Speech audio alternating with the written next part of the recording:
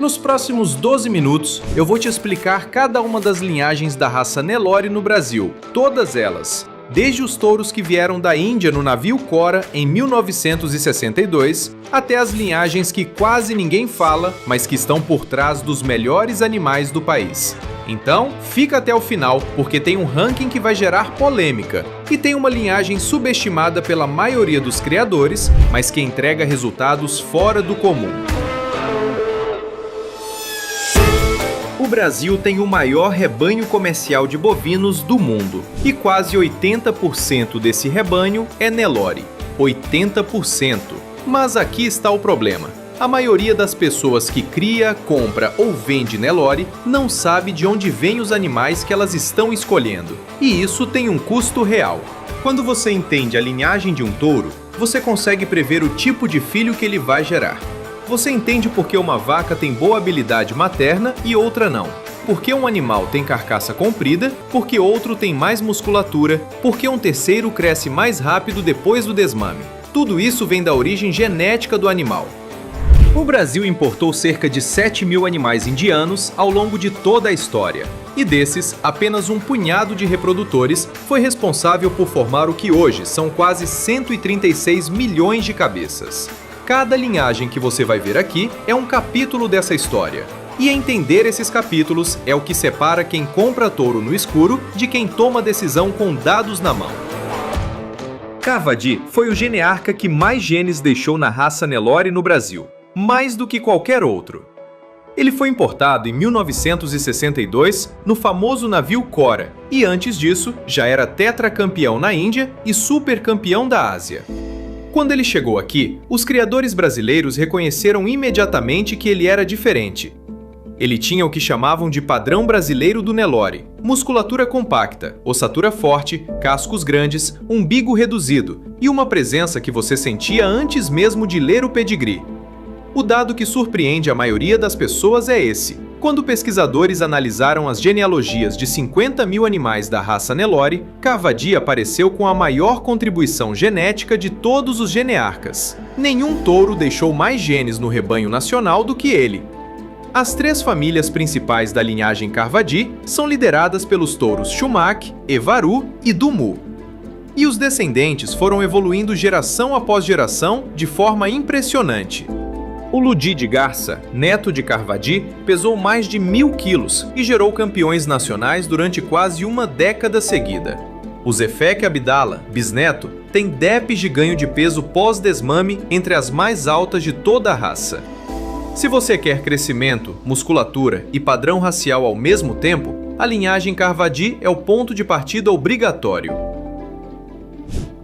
A próxima linhagem ocupa o 2º lugar em contribuição genética para o rebanho nacional. Taj Mahal chegou no mesmo navio que Carvadi e logo que pisou no Brasil foi direto para a fazenda de Nenê Costa e depois para Hiroshi Yoshio em São Paulo. O filho dele, Taj Mahal I, é filho de uma vaca chamada Cora, considerada por muitos técnicos uma das melhores matrizes que já pisaram no Brasil. O que torna essa linhagem única é a carcaça. Comprida, bem pigmentada, com garupa de conformação excelente e sacro comprido e plano. São as características que são bem valorizadas pelo mercado e o frigorífico gosta de Taj Mahal porque o rendimento de carcaça é consistente. O dado que chama a atenção nessa linhagem é a evolução das DEPs ao longo das gerações. Na primeira geração, os valores de ganho de peso pós-desmame eram próximos de 0. Na 4ª geração, touros como Thatcher MJ do Sabiá e Nur Mahal chegaram a DEPs de mais de 17 quilos para peso ao ano.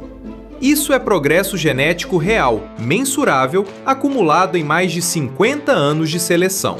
A linhagem Taj Mahal é a que mais claramente demonstra o que acontece quando você combina genealogia de qualidade com critério de seleção baseada em desempenho. Agora uma linhagem que surpreende. A linhagem Golias não tem o maior rebanho. Ela não produziu o maior número de campeões nacionais, mas ela entrega algo que os criadores mais experientes conhecem bem: fêmeas excepcionais. Golias chegou no mesmo navio de 1962 e gerou um filho chamado Faulad SC, que foi grande campeão nacional de Uberaba em 1975.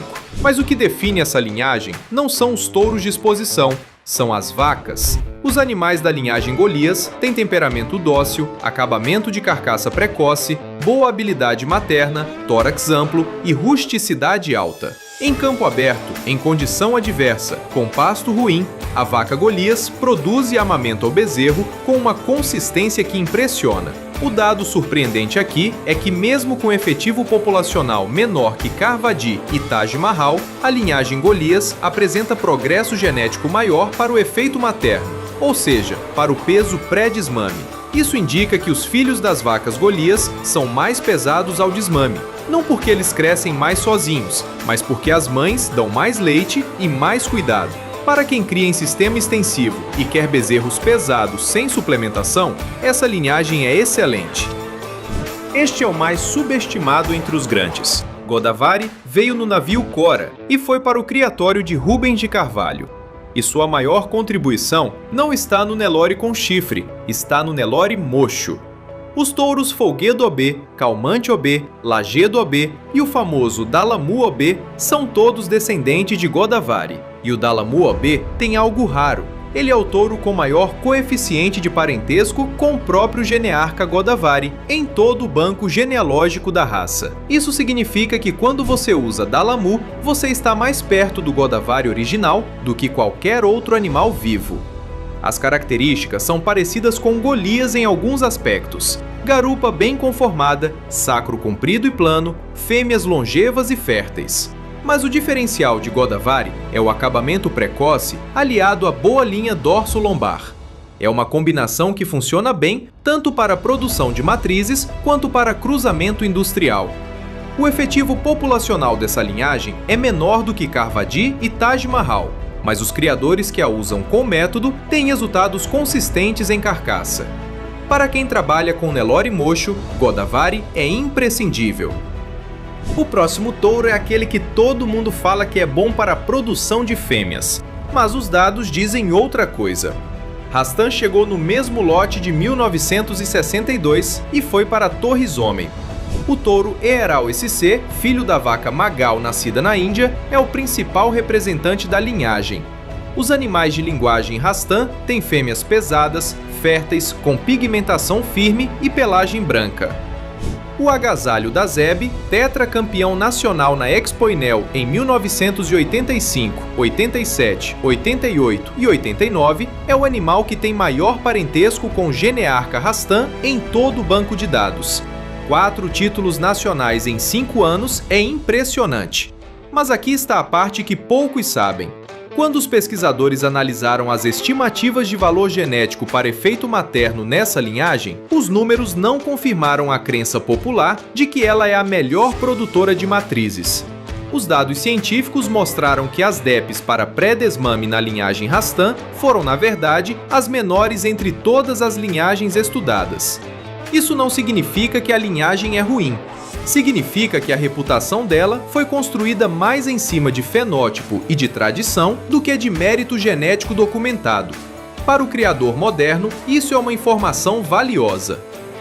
Esses dois vieram juntos e funcionam melhor juntos. Akazamo e Padu chegaram no navio Cora em 1962 e foram adquiridos pelo criador Miguel Vita, na Bahia, que os trabalhou com consanguinidade intensa para fixar as características de cada um. O Padu tinha comprimento de carcaça e desenvolvimento. O Akazamo tinha caracterização racial, estrutura óssea e musculatura.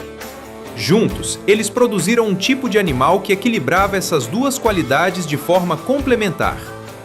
O touro Uzuki da Soraya, filho e ao mesmo tempo neto de Akazamo por acasalamento consanguíneo, pesou 1.212 quilos. Para os padrões da época, isso era extraordinário. O dado curioso aqui é que essa linhagem ficou concentrada por décadas no estado da Bahia e em rebanhos fechados. Isso significa que ela evoluiu com uma variabilidade genética distinta da maioria dos outros troncos, o que a torna interessante para cruzamentos dentro da raça. Quando você cruza linhagens com históricos separados, você tem chances maiores de capturar heteros e dentro da própria raça Nelore. Para quem está em busca de material genético diferente para renovar o rebanho, sem sair do padrão racial, essa linhagem merece atenção. Este bloco é diferente dos outros. Aqui não estamos falando de animais importados da Índia. Estamos falando de Nelore criado, selecionado e aprimorado dentro do Brasil, geração após geração, sem depender de sangue novo vindo de fora. O ponto de referência dessa linhagem é a Fazenda Maná e o Instituto de Zootecnia de Sertãozinho, que desde 1951 mantém um rebanho Nelore com provas anuais de ganho em peso. O touro 1646 da MN, da linhagem Lengruber, é o grande símbolo dessa categoria. Fértil, dócil, pesado, com filhos campeões em Uberaba e Expoinel na virada dos anos 90 para os anos 2000. O que surpreende nos dados das linhagens nacionais é que nas estimativas da primeira geração, os valores de DEP para peso ao ano já estavam acima de 10 quilos.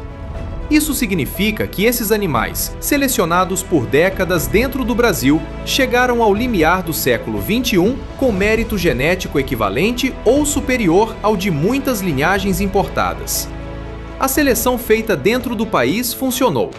E o touro Voltaire Júnior, da RS, filho de um representante do IZ de Sertãozinho, foi grande campeão Expoinel em 1997, mostrando que o Nelore nacional consegue competir no mais alto nível. E agora vem a mais polêmica de todas. A linhagem Nova Opção não entrou no Brasil com autorização do Ministério da Agricultura. Ela entrou principalmente entre 1978 e 1980, trazida por criadores tradicionais que acreditavam que ainda havia material genético na Índia capaz de melhorar o rebanho nacional. Rebanhos fechados, acasalamentos direcionados, sem registro oficial no início, sangue novo em um ambiente que estava começando a se tornar consanguíneo. E funcionou. O touro visual da Zeb, um dos principais representantes dessa linhagem, gerou e comercializou mais de 150 mil doses de sêmen. É um número que coloca ele entre os touros mais utilizados da história da raça no Brasil. O Fajardo da GB, neto de visual, foi grande campeão Expoinel em 1994. O Vink da MV, também neto de visual, chegou a 1.325 quilos, um recordista de peso da raça Nelore. O dado mais importante aqui está nas estimativas de DEP ao longo das gerações.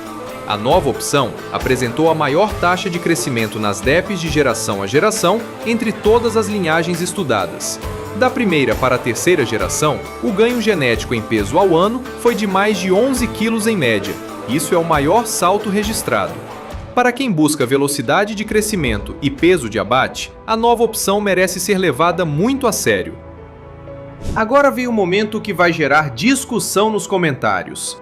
Se eu colocasse essas 8 linhagens em ordem, da mais explorada para a que ainda tem potencial escondido, ficaria assim. No topo de popularidade e contribuição genética histórica, Carvadi. Ela dominou o rebanho nacional e continua presente em praticamente todo o pedigree de Nelore de qualidade no Brasil. É impossível falar de Nelore sem falar de Carvadi. Logo atrás, Taj Mahal, pela consistência da evolução genética e pela carcaça que o mercado paga bem. Em terceiro lugar de impacto histórico, as linhagens nacionais, porque elas demonstraram que o Brasil não precisava mais depender da Índia para ter material de elite. Mas se você me perguntar qual é a linhagem que mais criadores subestimam e que entrega mais do que parece, a resposta é a Nova Opção. Ela entrou sem permissão, ficou fora dos registros por anos e ainda assim produziu um dos touros mais pesados da história da raça e um dos touros com maior número de doses de sêmen comercializadas no Brasil. Isso é resultado concreto. A Golias é a mais subutilizada entre as importadas clássicas, especialmente para quem quer melhorar a habilidade materna com base genética comprovada e não apenas em reputação histórica. E a linhagem Rastan, que tem grande fama de produzir matrizes, precisa ser reexaminada com olho nos dados, porque os números científicos não confirmam essa reputação da forma que os criadores esperariam. A Casamo e Padu são uma oportunidade para quem quer variabilidade genética dentro da raça, especialmente porque ficaram isolados na Bahia por décadas. E a Godavari, para quem trabalha com Nelore mocho, continua sendo insubstituível. Então, resumindo o que você acabou de ver, o Nelore que domina o Brasil hoje descende de um punhado de touros que chegaram principalmente em 1962. Cada linhagem tem uma personalidade genética própria, e entender essa diferença muda a forma como você escolhe um reprodutor, uma matriz ou um sêmen. Não é sobre tradição, nem sobre nome famoso. É sobre saber o que você quer produzir e escolher a genética que entrega exatamente isso. Qual dessas linhagens você já conhecia antes desse vídeo? Você cria animais com alguma dessas origens no seu rebanho? Tem alguma linhagem que eu mencionei que surpreendeu você? Ou tem alguma que você conhece, mas que não apareceu aqui? Me conta nos comentários. Essa conversa é o que faz esse canal crescer e melhorar. Se esse vídeo te deu uma informação que você não tinha antes, clica no like agora. É o gesto mais simples que você pode fazer para que esse tipo de conteúdo chegue para mais criadores e produtores que precisam dessas informações. E se você ainda não está inscrito no canal, se inscreve. Toda semana tem conteúdo sobre genética animal, pecuária e ciência aplicada ao campo, sem enrolação e sem papo de academia que ninguém entende. Te vejo no próximo.